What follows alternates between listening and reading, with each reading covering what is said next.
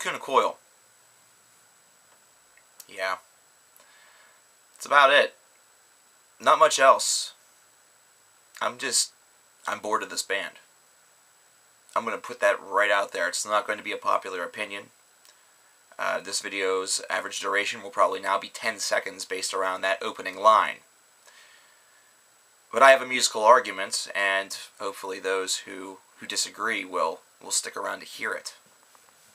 Broken Crown Halo here, 2014, new album. I remember an eternity ago, or at least it feels like an eternity ago, my best friend and I discovering these guys and just really enjoying what they were able to put out. This was late 1990s, early part of the 2000s, going up to Comalies, or Comalies, all depending on how you say it in your home tongue or just within your household. And it was definitely an album that had a lot of gumption behind it. It had a lot of just feeling behind it. And their earlier work had the same idea to it also. And this is a group that has a myriad of influences that go from Alice in Chains to The Gathering to Linkin Park. So you would feel as though there would be such a wide breadth there that nothing that they do would sound the same. Nothing would really conjure that idea of doing the same thing twice. It would always be albums that have a rich texture of emotion, of power, and of lasting ability.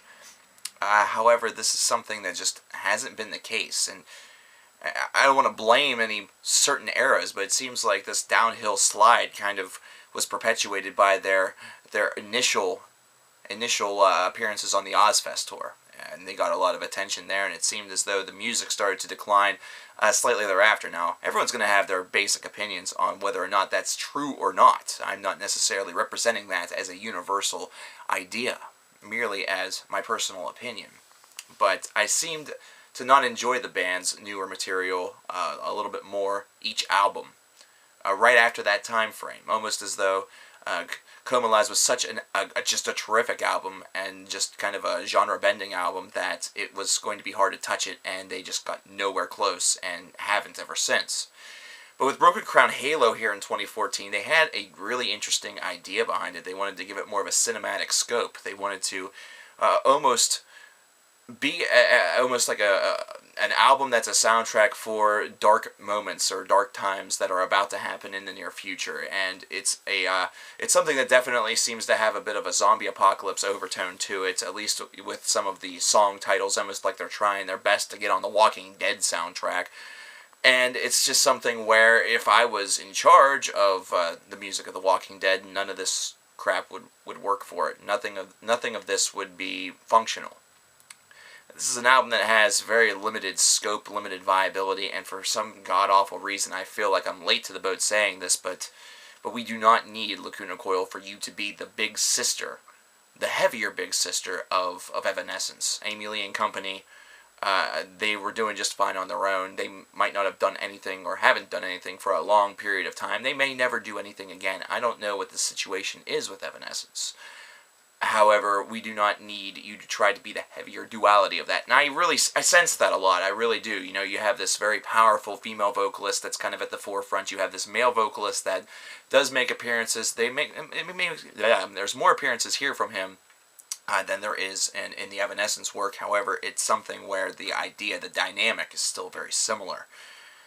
The music, though, is just, it reminds me a lot of what would happen if Lacuna Coil took their sound, stripped it of everything that made it a little bit more unique, that gave it almost like a very rich texture of gothic rock / gothic metal that also was able to toss in a little bit of an element of just plain old heavy metal or hard rock, and also perhaps add a couple layers, a couple of touches of what some people might say prog, but in reality it's just a subtle touch of a classical piece here or there. You know, there's a lot of different overtones that this stuff used to have. There's a lot of different subtext that you can read into.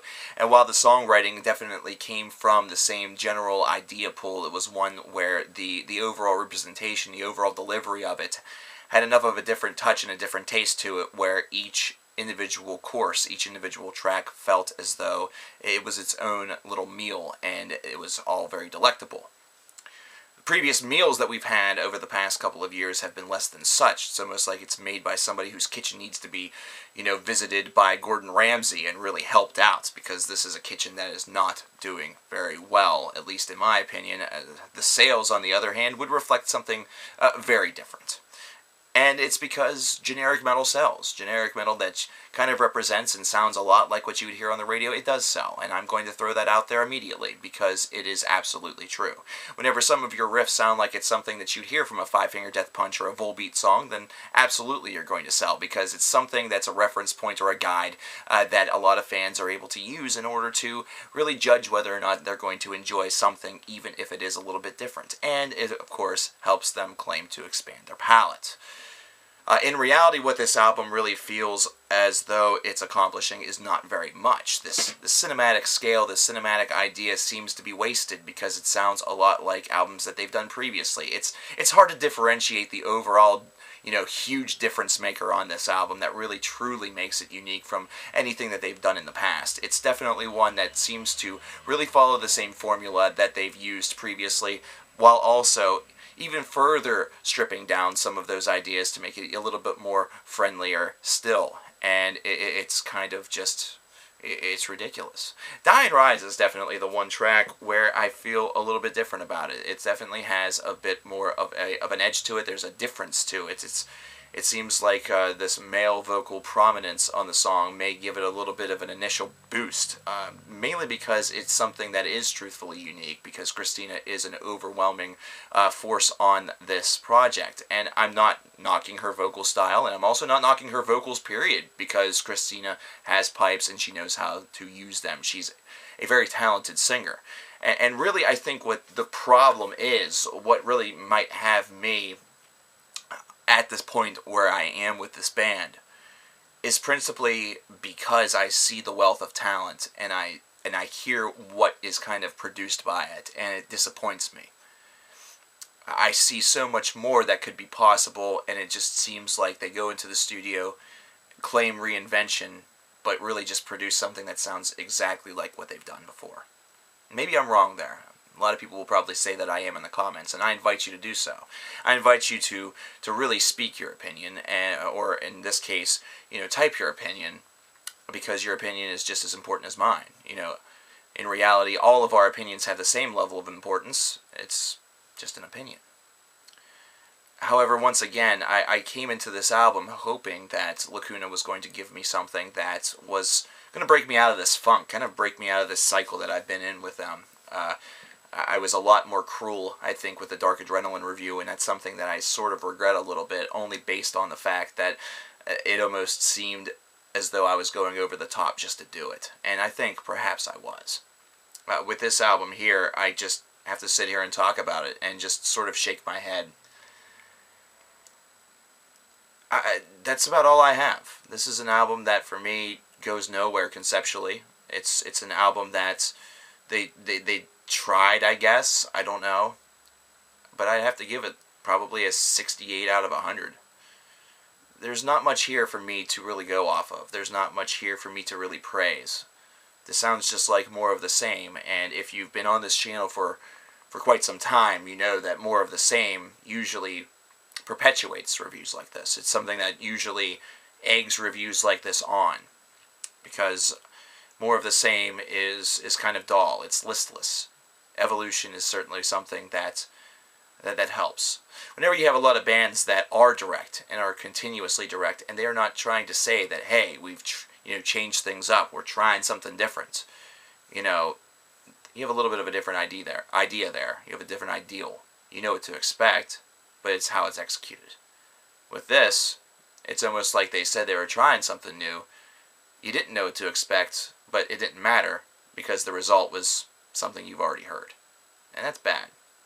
I hope they reinvent themselves a little bit more on the next album. I will continue to cover these guys, and I will continue to talk about them. I'm just hoping to hear a little bit more. Something a little better. Something that gives me a little bit more stimulation to talk a little bit more highly about them. But that's not up to me. And really, it's up to them, but if what they're doing is working for them, they're not going to change, and that's okay. If you guys like Lacuna Coil, and this offended you, I apologize. I don't apologize for having an opinion. I just apologize that my opinion and yours clash. But like I said, feel free to, in the comments below, tell me why our opinions clash and why you felt that either Broken Crown Halo or the previous Lacuna Coil works after Comalize were terrific, terrific albums for you. Just let me know. Maybe we'll have a conversation about it. Have a good one.